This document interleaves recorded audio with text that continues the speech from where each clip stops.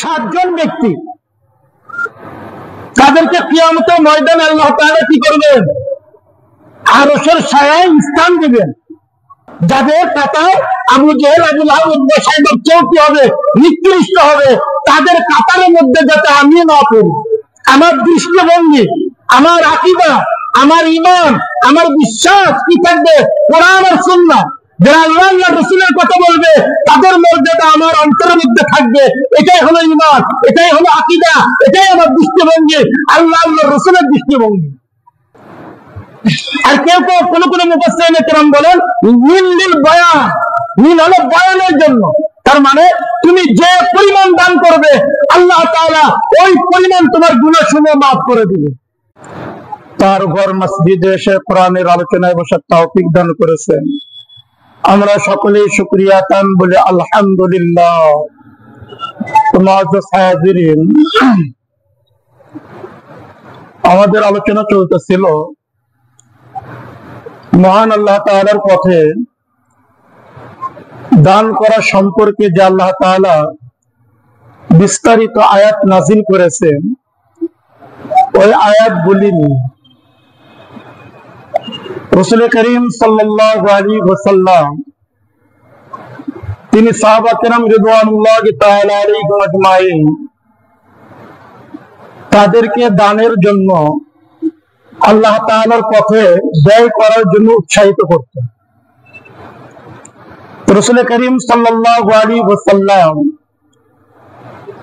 যখন দানের জন্য উৎসাহিত করতেছিলেন, এমন সময় সাহাবা কিরাম রিদওয়ানুল্লাহি তাআলা আলাইহিম আজমাইন তারা জিজ্ঞাসা করলেন, ইয়া রাসূলুল্লাহ, আমরা দান যদি প্রকাশ্যে করি এটাতে বেশি সওয়াব, না আমি যদি গোপনে দান করি এটাতে বেশি সওয়াব? তো মহান আল্লাহ তাআলা ওই সময় এই আয়াত নাজিল করেন, ইন তুবদুস সাদাকাতি ফানি'মা হি, যদি তোমরা দানকে প্রকাশ করো এটা ভালো, ওয়াইন তুখফুহা, আর যদি এটাকে কি করো? গোপন করো, ওয়াতুতুহাল ফুকারা, এবং যারা গরিব তাদেরকে দান করো, দিয়ে দাও, অর্পণ করো, তাহলে ফাহুয়া খায়রুল লাকুম, এটা তোমাদের জন্য আরো উত্তম। তোমাদের হাজিরিন, আল্লাহ তাআলার পথে দান করা, যতদিন পৃথিবী থাকবে, মানুষ এই পৃথিবীতে বসবাস করবে, ততদিন পর্যন্ত মানুষ ব্যয় করবে। ব্যয় করার বিকল্প কোনো পথ নাই। হয়তো আল্লাহ তাআলার পথে ব্যয় করবে, অথবা কি গায়রুল্লাহর পথে ব্যয় করবে। ব্যয় থেকে কোনো ব্যক্তি কি নয়? বঞ্চিত নয়। ব্যয় থেকে কোনো ব্যক্তি মুক্ত নয়। ব্যয় করবে হয় আল্লাহ তাআলার পথে, না হয় গায়রুল্লাহর পথে। আল্লাহ আল্লাহর রাসূল কি করতেছেন? আল্লাহর পথে ব্যয় করার জন্য উৎসাহিত করতেছেন। তাহলে স্বয়ং আল্লাহ আল্লাহর রাসূল কি করতেছেন? দ্বীনের জন্য ব্যয় করার জন্য উৎসাহিত করতেছে। তাহলে কিয়ামত পর্যন্ত যারা কি করবে? ইসলামের জন্য, দ্বীনের জন্য, মুসলিম উম্মার জন্য ব্যয়ের কথা যারা বলবে, তো তাদের হাসর নসর স্বয়ং মুহাম্মদুর রাসূলুল্লাহ সাল্লাল্লাহু আলাইহি ওয়াসাল্লাম তার সাথে হবে। আর যারা গায়রুল্লাহর জন্য ব্যয়ের কথা বলবে, উৎসাহিত করবে, তাদের হাসর নসর কিয়ামতের ময়দানে যারা গায়রুল্লাহ তাদের সাথে হবে। তাহলে ব্যয় করা থেকে কোনো ব্যক্তি মুক্ত নয়। যেমন পানাহার থেকে কোনো ব্যক্তি কি নয়? মুক্ত নয়। হয়তো সে হালাল ভক্ষণ করবে অথবা হারাম ভক্ষণ করবে, কিন্তু পানাহার থেকে কোনো ব্যক্তি মুক্ত নয়। ঠিক অনুরূপ ভাবে ব্যয় করা থেকে কোনো ব্যক্তি মুক্ত নয়। ব্যয়ের জন্য মানুষকে বলা থেকে কোনো ব্যক্তি মুক্ত নয়। হয় আল্লাহ তাআলার পথে ব্যয়ের জন্য বলবে, উৎসাহিত করবে, অথবা গায়রুল্লাহর জন্য ব্যয়ের জন্য উৎসাহিত করবে। তোমার হাজিরিন, আজকে আমাদের অবস্থা কি? আমাদের অবস্থা হলো,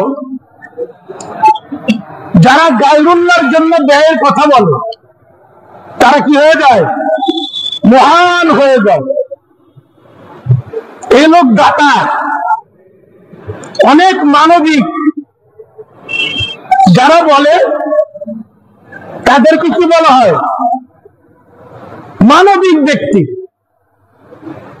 কিন্তু আল্লাহ আল্লাহর রাসূল যে দানের কথা বলেছে ইসলামের জন্য, মুসলিম উম্মার জন্য, দ্বীনের জন্য, এই ব্যয়ের কথা যারা বলে তারা কি হয়ে যায়? আজকে বর্তমান সমাজে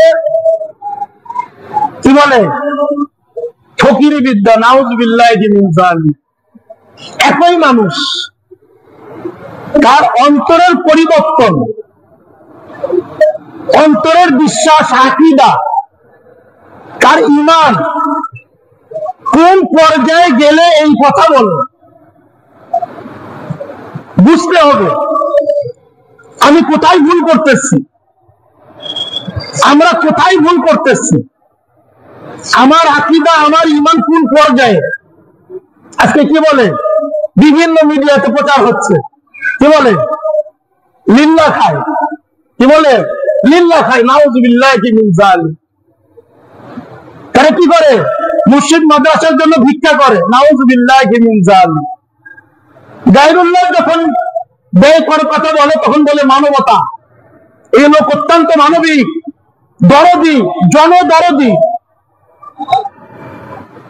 আর ঠিক ওই ব্যয় যখন আল্লাহ আল্লাহ রাসূলের জন্য বলা হয় তখন তাদেরকে বলা হয় ভিখারি।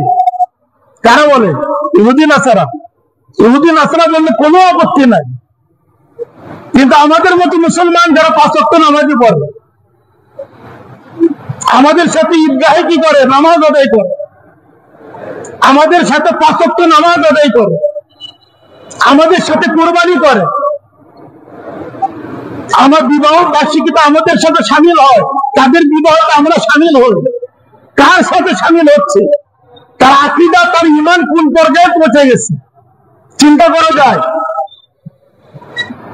প্রতিটার জন্য যদি কেউ কি করে? ব্যয় করে। সে হয়ে যায় মানবিক, দরদি, সমাজ সেবক। মুসলিম মাদ্রাসার জন্য যখন বলা হয় তখন বলে ভিখারি। পরিষ্কার কথা, বুঝার সমস্যা। আজকে আমি যারা প্রতিটা তাদের জন্য, তাদের উপকারের জন্য, তাদের আবাসনের জন্য, তাদের খানা পিনার জন্য আমি যখন ব্যয়ের কথা বলি আমি হয়ে যাই মানবিক সমাজসেবী। আল্লাহ আল্লাহ রাসূল যে দানের কথা বলেছে, উদ্বুদ্ধ করেছে, সেই দানের কথা যখন আমি বলি হয়ে যায় ভিখারি, ধর্মান্ধ। কই চলে গেছে আমাদের আকীদা, আমাদের ঈমান? যে দানের কথা কোন আবু জেহেল, আবু লাহাব, উদ্বা, শাইবা বলেনি। কে বলছে? আল্লাহ আল্লাহ রাসূল উদ্বুদ্ধ করেছে। এখন আমি দানের জন্য যারা বলে, উদ্বুদ্ধ করে, তাদেরকে যদি এই কথা বলি ঈমানকে থাকবে, তার মানে কি আল্লাহ আল্লাহ রাসূল তারাও ভিখারি। নাউযুবিল্লাহি মিন যালিক। এই আজকে মুসলমানদের কি অবস্থা? এরপরেও মনে করি কি আমি পাক্কা ঈমানদার, আমার আকীদা অনেক ভালো, আমাকে বুঝাতে হবে না। তোমার হাজিরিন, কবরে যাওয়ার পরে কি করতে পারবো? বুঝতে পারবো যে আমার আকীদা কোন পর্যায়ে ছিল। অথচ রাসূল করিম সাল্লাল্লাহু আলাইহি ওয়াসাল্লাম তিনি কি বলেন? সাবাতুন ইয়াযিল্লুহুমুল্লাহু ইয়াওমা লা যিল্লা ইল্লা যিল্লুহু। 7 জন ব্যক্তি, তাদেরকে কিয়ামতের ময়দানে আল্লাহ তাআলা কি করবেন? আরশের ছায়ায় স্থান দিবেন। ইয়াওমা, এমন দিন, লা যিল্লা, কোনো কি থাকবে না, ছায়া থাকবে না, ইল্লা যিল্লুহু, আল্লাহর ছায়া ব্যতীত, আরশের ছায়া ব্যতীত। কল্পনা করো, সারা পৃথিবীতে কোথাও ছায়া নাই, প্রখর রোদ। কেমন প্রখর রোদ? হাদিসে বলা হয়েছে যে বর্তমান যে কি আমরা তাপ পাই সূর্যের, এর চেয়ে 70 গুণ বেশি কি হবে, তাপ হবে। আমরা এটা মনেই করি না, মনে করি কি একটা স্বাভাবিক ব্যাপার। চিন্তা করা যায়, এক সূর্যের তাপ এর চেয়ে যদি 70 গুণ বেড়ে যায়, অবস্থা কি হবে? মুহাদ্দিসিনে কেরাম বলেন 70 বলেছে বেশি বোঝানোর জন্য, এর চেয়ে অধিক হবে। আজকে বিজ্ঞান কি বলতেছে? বিজ্ঞান বলতেছে এমন একটা আমাদের সূর্যের মতো আর একটা সূর্য পাওয়া গেছে, হাজার হাজার আলোক বর্ষ দূরে। এই সূর্যের চেয়ে 1 লক্ষ গুণ বড়, তার উত্তাপ 1 লক্ষ গুণ বেশি। 1 লক্ষ। এই সূর্যের তাপ একটু বেড়ে গেলে, এক সূর্য এটার তাপ একটু বেড়ে গেলে আমাদের অবস্থা কি হয়ে যায়? আর যদি কি হয় 1 লক্ষ গুণ বেশি হয়, তাহলে অবস্থা চিন্তা করা যায় কি হবে। তো মহান আল্লাহ তাআলা 7 জন ব্যক্তিকে কি দেবেন? ওই দিন ছায়া দিবেন যেদিন আল্লাহর আরশের ছায়া ব্যতীত আর কোনো ছায়া থাকবে না। তার মধ্যে একজন হলো এক হাতে দান করে আর এক হাত বুঝতেই পারেন না। ওই ব্যক্তিকে কাল কিয়ামতের ময়দানে আল্লাহ তাআলা আরশের ছায়ায় স্থান দান করবে। আল্লাহ আল্লাহর রাসূল দিনের দানের ক্ষেত্রে, আল্লাহর পথে খরচের ক্ষেত্রে তারা উদ্বুদ্ধ করেছেন, সাথে সাথে আবার কি ফজিলত বর্ণনা করেছেন। কিয়ামত পর্যন্ত যারা মুমিন ব্যক্তি, যারা মুত্তাকি, বিশেষ করে হক্কানি উলামায়ে কেরাম, তারা দিনের জন্য ব্যয় করার জন্য উৎসাহিত করবেন। কে কি বললো এটা দেখার কোনো বিষয় না, কে কি বললো দেখার কোনো বিষয় না। কিয়ামতের পূর্বে আরো বাড়বে, কিয়ামতের পূর্বে আরো বাড়বে। আল্লাহ রাসূল বলছেন হবে, এর মধ্যে যারা পরিমাণ কোনো সন্দেহ নাই। যেটা বলেছে ওটা বাস্তবায়ন হবেই, কিন্তু আমি যাতে তার কারণ না বলে যায়, এই জন্য আমাকে আপ্রাণ চেষ্টা করতে হবে তাদের কাতারে যাতে আমি সামিল না হই। যাদের কাতার আবু জেহেল, আবু লাহাব, উতবা, সাইবার কেউ কি হবে, নিকৃষ্ট হবে, তাদের কাতারের মধ্যে যাতে আমি না পড়ি। আমার দৃষ্টিভঙ্গি, আমার আকীদা, আমার ঈমান, আমার বিশ্বাস কি থাকবে? কোরআন আর সুন্নাহ। যারা আল্লাহ আল্লাহর রাসূলের কথা বলবে তাদের মর্যাদা আমার অন্তরের মধ্যে থাকবে। এটাই হলো ঈমান, এটাই হলো আকীদা, এটাই আমার দৃষ্টিভঙ্গি, আল্লাহ আল্লাহর রাসূলের দৃষ্টিভঙ্গি। আর যদি তাদের মতো হয়, অন্যান্য যত নিকৃষ্ট কি আছে, ব্যয় আছে, ওটার জন্য তারা কি হয়ে যায়? দানের কথা বললে মানবিক হয়ে যায়, সমাজসেবক হয়ে যায়। আর আল্লাহ আল্লাহর রাসূল যে দানের কথা বলেছেন ওটা বললে ভিখারি হয়ে যায়। ওই কাতার যদি আমি চলে যাই, তাহলে কিয়ামতের ময়দানে আমাকে আর কোনো ব্যক্তি উদ্ধার করতে পারবে না, মুক্ত করতে পারবে না, সরাসরি জাহান্নাম। কিয়ামত আসবে, আরো অবস্থা ভয়াবহ হবে। কিন্তু যারা মুমিন বান্দা কিয়ামত পর্যন্ত একদম ঈমানের উপর থাকবে, দ্বীনের উপর থাকবে, হকের উপর থাকবে, সুতরাং ওই দলের সাথে আমরা থাকবো, ওই দলের সাথে আমরা থাকবো। তাহলে কিয়ামতের ময়দানে কবর থেকে আমার শান্তি শুরু হবে, কিয়ামতের ময়দানে জান্নাতে পৌঁছা পর্যন্ত আল্লাহ তাআলার হিফাজতে থাকবে। এই কারণে কি করতে হবে? এই সমাজে আমরা চলাফেরা করতেছি, এই যে সমাজে, এই সমাজের ভয়াবহতা সম্পর্কে জানতে হবে। কোনটা ঈমান, কোনটা কুফর আমাকে জানতে হবে, কোনটা হক, কোনটা বাতিল আমাকে জানতে হবে, কোনটা আল্লাহ আল্লাহর রাসূলের দৃষ্টিভঙ্গি আর কোনটা গায়রুল্লাহর দৃষ্টিভঙ্গি, কুফারের দৃষ্টিভঙ্গি, ওটা আমাকে জানতে হবে। জানা ছাড়া আমি বুঝতে পারবো না, জানা ছাড়া আমি বাঁচতে পারবো না, বাঁচা সম্ভবও নয়। সবার আগে এটাই করতে হবে,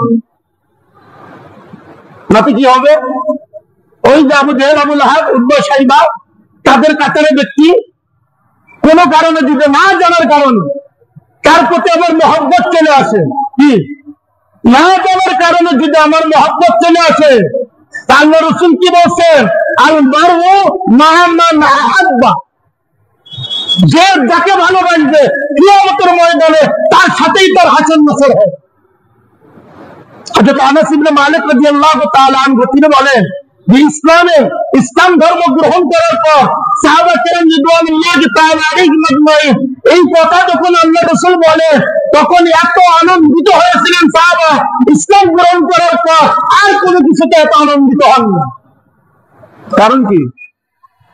কারণ হলো সাহাবা কেরাম জানেন আমাদের আমল যদি কমও থাকে আল্লাহ রাসূলের মহব্বত একেবারে 100 ভাগের মধ্যে 100 ভাগ তাদের অন্তরের মধ্যে ছিল। আর যখন আল্লাহ রাসূল বলছে আল মারউ মা মান আহাব্বা তখন তারা সবচেয়ে বেশি খুশি হয়েছে কিয়ামতের ময়দানে আল্লাহ রাসূলের সাথে আমাদের হাসন নসর হবে।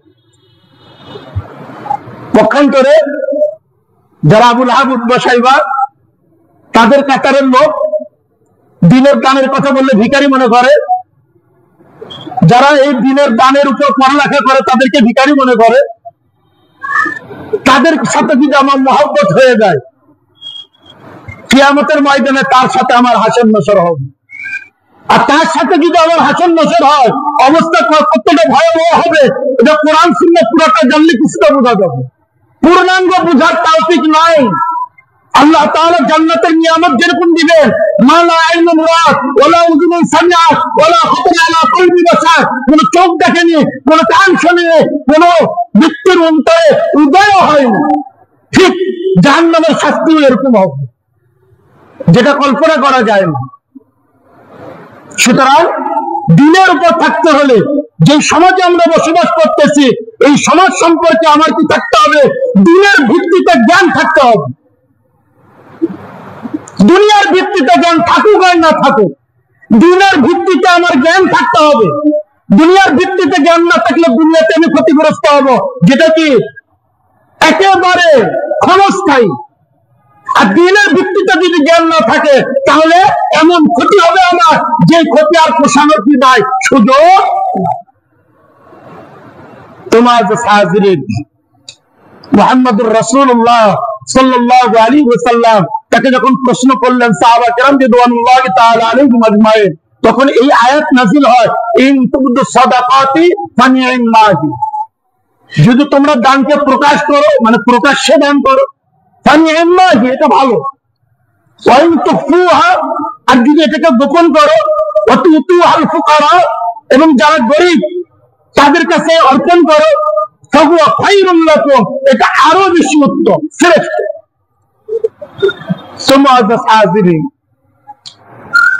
প্রকাশ্যে দান করা গোপনে দান করা। কিছু কিছু ফুকাহায়ে কেরাম বলেন যদি লোক দেখানোর কি থাকে অন্তরের মধ্যে সম্ভাবনা থাকে তাহলে নফল দান হোক ফরজ দান হোক, ফরজ দান যেমন যাকাত প্রতিটাই গোপনে করাই উত্তম। আর যদি এমনটি না হয় কোন কোন ফুকাহায়ে কেরাম বলে, অধিকাংশ ফুকাহায়ে কেরাম বলে যেটা ফরজ দান যেমন যাকাত এটা প্রকাশ্যে আদায় করা উত্তম। অন্যান্য হাদিস দ্বারা এতে জানা যায় রাসূল করিম সাল্লাল্লাহু আলাইহি ওয়াসাল্লাম তাকে জিজ্ঞাসা করা হয়েছে কোরআন তেলাওয়াতের ব্যাপারে, তিনি বলছেন এটা সদকার মতো দানের মতো, মানে প্রকাশ্যে যেটা ফরজ ওটা প্রকাশ্যে কি করবে সজোরে তেলাওয়াত করবে, আর যেটা নফল সেটা নিম্ন স্বরে তেলাওয়াত করবে। নামাজের ক্ষেত্রেও আল্লাহ রাসূল বলেন সাদাকা এটা দানের মতো, যেটা ফরজ নামাজ ওটা কি করবে প্রকাশ্যে আদায় করবে জামাতের সাথে, যেটা নফল যতটা পারো গোপনে কি করবে আদায় করবে। তো ফুকাহায়ে কেরাম সমস্ত ফুকাহায়ে কেরাম মোটামুটি যেটা বোঝা যায় সেটা হলো যদি আমার মধ্যে রিয়া না থাকে তাহলে ফরজ দানগুলি প্রকাশ্যে আদায় করে আর নফল দানগুলি গোপনে আদায় করে, গোপনে দান করে, এটাই হলো কি উত্তম। আল্লাহ তাআলা কি বলতেছেন ওয়াইকাফিরু আনকুম মিন সাইয়্যাতিকুম, আল্লাহ তাআলা কি করবেন তিনি তোমাদের গুনাহ সমূহকে মিটিয়ে দেবেন। হাদিসের মধ্যে আছে as-সাদাকাতু তুতফিউ গাযাবা রাব্বি, আল্লাহর যে গজব ওটাকে নিভিয়ে দেয়, দান আল্লাহর গজবকে নিভিয়ে দেয়। অতুৎফিউল খতিয়াতা, গুনাহকে মিটিয়ে দেয়। কামা ইউতফিউল মাউন নার, যেভাবে পানি আগুনকে নিভিয়ে দেয়। তোমার সাজিরিন, আল্লাহ তাআলা বলতেছে ওয়াইকাফিরু আনকুম মিন সাইয়্যাতিকুম, তোমরা যদি দান করো এটা আল্লাহ তাআলার জন্য, তাহলে আল্লাহ তাআলা তোমাদের গুনাহসমূহ মাফ করে দিবেন, কাফারা করে দিবেন। এটা কাফারা হয়ে যাবে ওই দান। মিন সাইয়্যাতিকুম, এই যে মিন, মিন মানে থেকে, তোমাদের গুনাহ থেকে। এই যে মিনের অর্থ কি? কোন কোন মুফাসসিরিনে কেরাম বলেন এই মিনের অর্থ হলো মিন লিতাবঈদ, কিছু। তার মানে তোমাদের সগীরা গুনাহগুলি আল্লাহ তাআলা মাফ করে দিবেন, কবিরা গুনাহগুলির জন্য কি করতে হবে? তওবা করতে হবে। আর কেউ কেউ কোন কোন মুফাসসিরিনে কেরাম বলেন মিন লিল বয়ান, মিন হলো বয়ানের জন্য। তার মানে তুমি যে পরিমাণ দান করবে আল্লাহ তাআলা ওই পরিমাণ তোমার গুনাহসমূহ মাফ করে দিবে। তোমার দান যদি বেশি হয় আল্লাহ তাআলা বেশি গুনাহ মাফ করে দিবেন, তার চেয়েও যদি বেশি হয় আল্লাহ তাআলা পুরো গুনাহসমূহ তোমার মাফ করে দিবেন। আল্লাহু বিমা তা'মালুনা খাবীর, আর আল্লাহ তাআলা তোমরা যা করো সে সম্পর্কে সম্যক অবগত, সব খবর রাখে। আমরা মনে করি যে গোপনে দান করলাম, হয়তো আমার পিতা মাতা তারা ইন্তেকাল করেছেন, তাদের রূহের মাগফিরাতের উদ্দেশ্যে দান করে, কেউ জানলো না, তাহলে কি এটা মাফ হবে? বা ওদের তো দোয়াই করেনি, তাহলে মাফ হবে না। এটা একটা মুস্তাহাব তরিকা। বরং আপনি যখন দান করেছেন যদি মুত্তাকি হয়, তাকওয়া আল্লাহর ভয়ে যখন দান করেছেন সাথে সাথেই তার সব আল্লাহ তাআলা তাকে দিয়ে দেন। কোন ব্যক্তি জানুক অথবা না জানুক, কেউ দোয়া করুক অথবা না করুক, বরং দোয়ার মধ্যেও কি থাকে? রিয়া থাকে, মানুষ দেখানো থাকে। ওটাকেও আপনি কি করেন? দূর করে দেন, ওটা থেকে ওটাকে পরিত্যাগ করুন। যদি আপনার মনের মধ্যে সামান্যতম যার্রাতম কি তাকে লোক দেখানোর কোন সন্দেহ থাকে, তাহলে আপনি ওটাও দূর করে দেন, পরিত্যাগ করুন। আপনি দান করবেন, আপনি যখনই দান করবেন এই দানের জায়গায় পড়ার আগে আল্লাহ তাআলা হাতে পড়বে। তার মানে আল্লাহ তাআলা সাথে সাথেই ওই দান কবুল করেন। আপনি যে নিয়ত করেছেন ওই নিয়ত আল্লাহ তাআলা কবুল করেন যদি ইখলাসের সাথে আমি দান করি। এর জন্য মানুষ বলা, দোয়া, এলান করা, ঘোষণা করা এগুলোর কোনো জরুরত নাই। আল্লাহু বিমা তা'মালুনা খাবীর, আর আল্লাহ তাআলা তোমরা যা করো সে সম্পর্কে সম্যক অবগত। এরপর আল্লাহ তাআলা বলতেছেন লাইসা আলাইকা হুদাহুম ওয়ালাকিন্নাল্লাহা ইয়াহদি মান ইয়াশা ওয়া মা তুনফিকু মিন খায়রিন ফালিআনফুসিকুম ওয়া মা তুনফিকুনা ইল্লা ইবতিগা ওয়াজহিল্লাহ ওয়া মা তুনফিকু মিন খায়রিন ইউওয়াফা ইলাইকুম ওয়া আনতুম লা তুযলামুন। এরপর আল্লাহ তাআলা বলতেছেন লাইসা আলাইকা হুদাহুম, আপনার উপরে হেদায়েত নয়, হেদায়েতের দায়িত্ব নয়। ওয়ালাকিন্নাল্লাহা ইয়াহদি মান ইয়াশা, বরং আল্লাহ তাআলা যাকে চান হেদায়েত দান করেন। স্বয়ং আল্লাহর রাসূলকে আল্লাহ তাআলা বলতেছেন আপনার উপর হেদায়েতের দায়িত্ব না, বরং আল্লাহ তাআলা যাকে চান হেদায়েত দান করেন। সরল তরজমাতে অনেক প্রশ্ন আসে, আল্লাহর রাসূলের উপর হেদায়েতের জিম্মাদার নাই, মানে আল্লাহর রাসূলকে পাঠানোই হয়েছে হেদায়েতের জন্য, তাকে নবুয়তি দেওয়া হয়েছে পুরো মানব জাতির হেদায়েতের জন্য। আর আল্লাহ তাআলা এখানে বলছেন লাইসা আলাইকা হুদাহুম, আপনার উপর তাদেরকে হেদায়েত করা কোনো দায়িত্ব না, জিম্মাদারি নয়, বরং ওয়ালাকিন্নাল্লাহা ইয়াহদি মান ইয়াশা, আল্লাহ তাআলা যাকে চান তাকে হেদায়েত দান করেন। আসলে এর অর্থ হেদায়েতের দুইটা অর্থ, একটা হলো হেদায়েতের তাওফীক, একটা হলো হেদায়েতের বয়ান, হেদায়েতের দাওয়াত।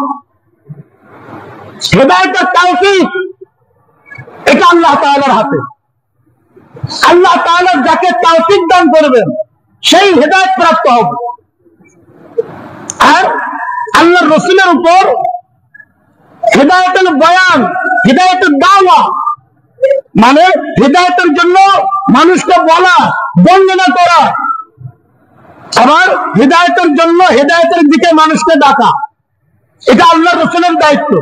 কিন্তু কারা হেদায়েত প্রাপ্ত হবে? তাওফিক হলো আল্লাহ তাআলা। এটা হলো সরল তর্জমা। লাইসা আলাইকা হুদাহু, আপনার উপর তাদের হেদায়েতের কোনো দায়িত্ব নাই। ওয়ালাকিন্নাল্লাহু ইয়াহদি মান ইয়াশা, বরং আল্লাহ তাআলা যাকে চান তাকে হেদায়েত দান করেন। এই আয়াত কখন নাযিল হয়েছে? এই আয়াতের প্রেক্ষাপট, শানে নজুল, মুফাসসিরিনে কেরাম তিনটা ঘটনা বর্ণনা করেছেন। এক নম্বর, মদিনায় হিজরতের পর যারা আনসার সাহাবা, তারা যখন কি করলেন? ইসলাম ধর্ম গ্রহণ করলেন। তাদের অনেক সন্তান ছিল। কাদের কাছে? ইহুদিদের কাছে। কেন? ওই সময় আরবে একটা কি ছিল? প্রথা ছিল, বাচ্চা হলে কিছুদিন পর গ্রাম অঞ্চলে ওই বাচ্চাকে দুধ পিলানোর জন্য, দুধ পান করানোর জন্য একটা গাই মার কাছে হস্তান্তর করা হতো। একটা হলো বাচ্চাকে দুধ পান করানো, আর একটা হলো যাতে শুদ্ধ আরবি ভাষা শিখতে পারে। মদিনায় যখন আল্লাহ রাসূল হিজরত করে যান, অনেক ব্যক্তি যাদেরকে আনসার সাহাবা বলা হয়, তারা কি করেছে? ইসলাম ধর্ম গ্রহণ করেছে। ইসলাম ধর্ম গ্রহণ করার পর তাদের সন্তান, অনেকের সন্তান ওই দুধ মাতার কাছে ছিল, যারা ইহুদি। তো তারা কি করেছে? তাদেরকে খরচ দেওয়া বন্ধ করে দিয়েছে। কেন? আমরা ইসলাম ধর্ম গ্রহণ করেছি, আজকে ইসলাম তোমাদের আর আমাদের মাঝে একটা দাওয়ার খাড়া করে দিয়েছে, সুতরাং তোমরা আমাদের দিনের উপর নও, যতক্ষণ পর্যন্ত না আসবে ততক্ষণ পর্যন্ত আমরা তোমাদের উপর কোনো খরচ করবো না, কোনো ব্যয় করবো না, কোনো সহযোগিতা করবো না। তখন এই আয়াত নাযিল হয়, লাইসা আলাইকা হুদাহুম ওয়ালাকিন্নাল্লাহু ইয়াহদি মান ইয়াশা, যে আপনার উপর তাদের হেদায়েতের দায়িত্ব নয়, বরং আল্লাহ তাআলা যাকে চান তাকে হেদায়েত দান করে। তার মানে তোমার যদি কি থাকে, বিধর্মী কোন সন্তান থাকে, আত্মীয় স্বজন থাকে, সাধারণ দান, সাধারণ খরচ, তারা যদি কি হয় কষ্ট করে, তোমরা দান করতে পারো। এটা কার কথা? কোরআনের কথা।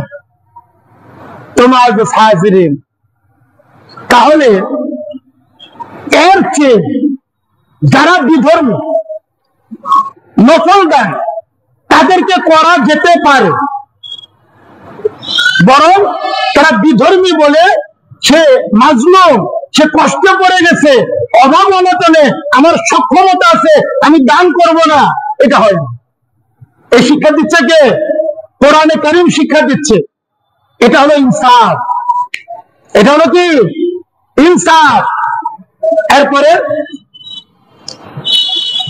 মুফাসসিরিনে কেরাম বলেন, মদিনায় হিজরতের পর মুহাম্মদুর রাসূলুল্লাহ সাল্লাল্লাহু আলাইহি ওয়াসাল্লাম উমরা পালন করতে যান।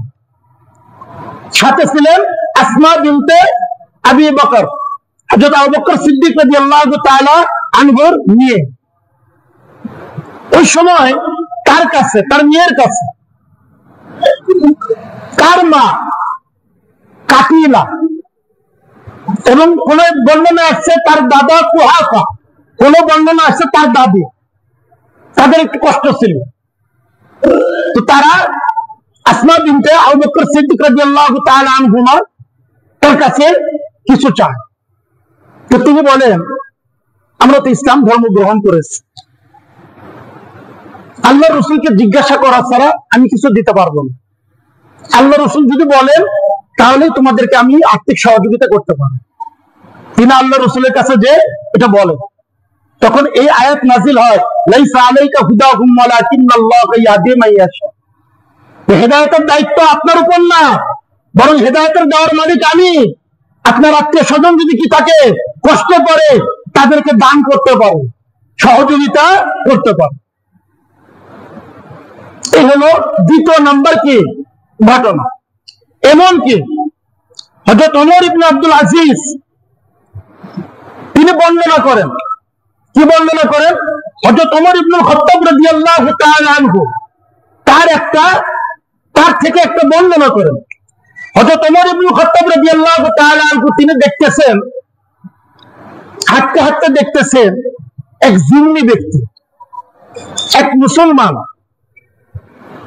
তার ঘরে যে ভিক্ষা চাচ্ছে। হযরত ওমর ইবনুল খাত্তাব রাদিয়াল্লাহু তাআলা আনহু তাকে ডাকলেন। জীর্ণ শীর্ণ অবস্থা, বৃদ্ধ হয়ে গেছে। তো তিনি বলেন, যতদিন তুমি কি ছিলে, সক্ষম ছিলে, ততদিন পর্যন্ত ইসলামী সালতানাতে তুমি কি দিয়েছো? কর দিয়েছো। আজকে তুমি বৃদ্ধ হয়ে গেছো, তুমি অক্ষম, বাধ্য হয়ে তুমি কি করতেছো? মুসলিম উম্মাহ দাঁড়ে দাঁড়ে ঘুরতেছো ভিক্ষার জন্য। ইসলামী সালতানাত এতটা কি নয়, গায়ের ইনসাফ নয়। আজ থেকে দাঁড়ে দাঁড়ে তোমাকে ভিক্ষা করতে হবে না। হযরত ওমর ইবনে খাত্তাব রাদিয়াল্লাহু তাআলা আনহু তিনি কি করলেন? বাইতুল মাল থেকে সম্মানজনক ভাতা তার জন্য নির্ধারণ করে দিলেন। যতদিন বেঁচে থাকবে ততদিন পর্যন্ত ওই ভাতা পাবে। এটা হলো ইসলাম। এটা হলো কি ইসলাম। এটা আমরা অনেকে বুঝতেছি না, জিম্মি কাদেরকে বলে? জিম্মি বলা হয় ইসলামী রাষ্ট্রে, মুসলিম সংখ্যাগরিষ্ঠ রাষ্ট্র নাকি? এটা ভুল। অনেক সময় অনেক আলেমও বলে ফেলে মুসলিম সংখ্যাগরিষ্ঠ রাষ্ট্রে যারা বিধর্মীরা থাকে তারাও তো সরকারকে কর দেয়, তারাও জিম্মি। এটা ভুল।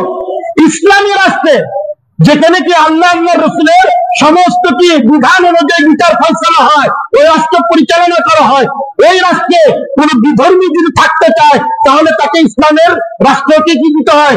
একটা নির্ধারিত কর দিতে হয়। এই কর দেওয়ার কারণে সে নিরাপদ।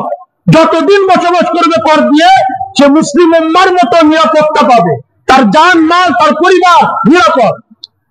একে বলে জিম্মি, এটাকে বলে কর। হযরত ওমর ইবনে খাত্তাব রাদিয়াল্লাহু তাআলা আনহু তিনি বলতেছে, তুমি যতক্ষণ পর্যন্ত কি ছিলে, সক্ষম ছিলে, ইসলামী সালতানাতে তুমি কর দিয়েছো।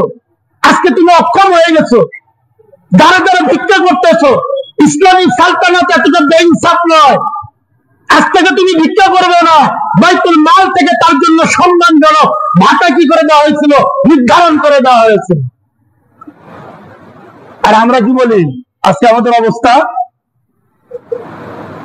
মসজিদ মাদ্রাসার যে বেতন, এটা নেওয়া জায়েজ নয়। কি বলি? যারা পুরাটা জীবন কি করতেছে, ইসলামের খেদমত করতেছে, তাদের কথা বলি বেতন নেওয়া জায়েজ নয়। তাহলে জিম্মি কেমনে জায়েজ থাকে? মানে আমাদের ঈমান, আমাদের আকীদা কোন পর্যায়ে নিয়ে গেছে? শুধু ইসলাম আসলেই যত প্রশ্ন, শুধু ইসলাম আসলেই প্রশ্ন, দুনিয়ার কোন ক্ষেত্রে আমার কোনো প্রশ্ন নাই। কে কতটুকু কর নিচ্ছে, আমার মোবাইলে কতটুকু কর নিচ্ছে, আমার একটা সামান কিনতে কতটুকু কর নিচ্ছে, আমার কোন কি নাই, হুঁশি না, শ্রদ্ধা দিয়ে নাই। যখনই ইসলামের প্রশ্ন আসে তখনই কি আসে? আমার সব উদয় হয়ে যায়, আমার শিক্ষা বেড়ে যায়। ইসলাম সম্পর্কে একবারে পুরা ৭৬ যত হাদিস আছে সবার আলেম আমি হয়ে যায়, যত ফতোয়া দিতে থাকে। তোমার হাজিরিন, এটা হলো ইসলাম। এটা হলো কি ইসলাম? একটা বিধর্মী ইসলামী সালতানাতে সক্ষম থাকা অবস্থায় কর দিয়েছে, এখন অক্ষম, দাঁড়ে দাঁড়ে ভিক্ষা করতেছে। ইসলাম তার প্রতি ইনসাফ করেছে যে তোমার আর ভিক্ষা করতে হবে না। আজম যতদিন পর্যন্ত তুমি বেঁচে আছো ততদিন পর্যন্ত বাইতুল মাল থেকে সম্মানজনক কি ওখানে লেখা আছে, এবার ওকে সম্মানজনক ভাতা কি করা হয়েছে? নির্ধারণ করে দেওয়া হয়েছে। আজকে আমরা ওলামা কেরামের ভাতা সম্মানজনক করতে কি হয়ে যায়? কত বিরোধিতা, কত বিরোধিতা, অন্য জায়গায় কোনো বিরোধিতা নেই, লক্ষ লক্ষ টাকা এদিক ওদিক হয়ে গেলেও কোনো বিরোধিতা নেই। কারণ কি? কারণ কিচ্ছু না।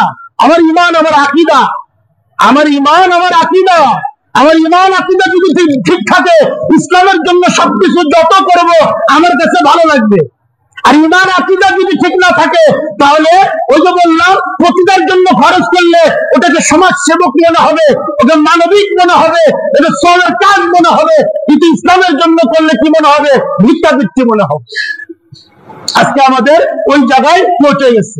এটা হলো ইসলাম। আজকে বিধর্মীরা আমাদের সাথে কি ব্যবহার করতেছে? বলে ইসলাম এটা মানবিক না, ইসলামের চেয়ে বড় ইনসাফ কিয়ামত পর্যন্ত আর আসবে না, আসতেও পারে না। আজকে বিধর্মীরা কি করতেছে মুসলিম উম্মার সাথে? কারো কোনো খবর নাই, কারো মাথা ব্যথা নাই। অন্তর দিয়ে যে চিন্তা করার কথা বলা হয়েছে, ওই অন্তর দিয়ে চিন্তাও নাই। ইমানের সর্বনিম্ন স্তর কি? অন্তর দিয়ে চিন্তা করা, শব্দ প্রকাশ করা। এটা কিভাবে বন্ধ করা যায়, প্রতিহত করা যায়, তার ফিকির করা, এটা হলো ইমানের সর্বনিম্ন দরজা।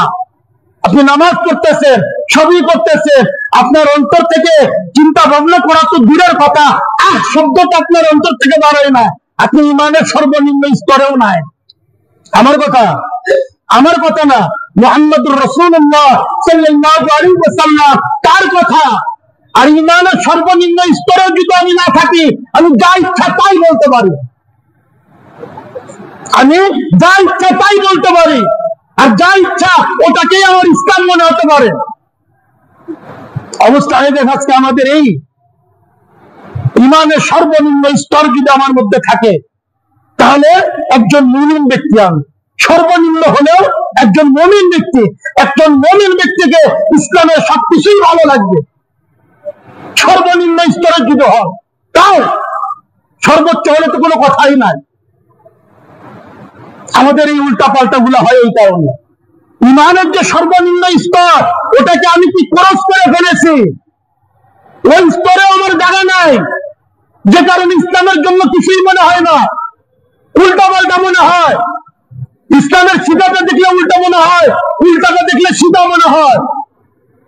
গ্রহণ করতে পারি না, সহি হাদিস সামনে নিয়ে আসার পরও আমি এটা বুঝতে পারি না, মানতে নারাজ, আমার অন্তর মানে না। কারণ হলো এইটা, তোমার হাজিরিন, মুহাম্মদুর রাসূলুল্লাহ সাল্লাল্লাহু আলাইহি ওয়াসাল্লাম তার সাহাবার উপর বিধর্মীরা যে অত্যাচার করেছিল, সেটার নমুনা এখন বর্তমান ভারতে, বর্তমান কি কাশ্মীরে, বর্তমান আরাকানে, বর্তমান ফিলিস্তিনে পিছে হাত মোড়া করে বেঁধে ঝুলিয়ে খেয়েছে আগুনের উপর।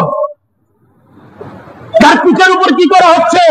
পলিথিন আগুন দিয়ে ফোটা ফোটা করে ফেলানো হচ্ছে, আর বলতেছে আল্লাহু আকবার বল না, কি বলবি? জয় শ্রীরাম বল। আমরা মুসলমান, কোন অনুভূতি নাই, অন্তরের এত দূরের কথা, অন্তর দিয়ে ফিকির করা তো দূরের কথা, অন্তরের মধ্যে শব্দ আছে না। আমরা এত লক্ষ লক্ষ কোটি কোটি মুসলমান কি করতে পেরেছি, এই চিন্তা ভাবনাও আছে না। ওটাও তো দূরের কথা, যারা এই চিন্তা ভাবনার কথা বলে তাদেরকে সন্ত্রাস বলে আমি কি করতেছি, দূর দূর করে তাড়িয়ে দিচ্ছি।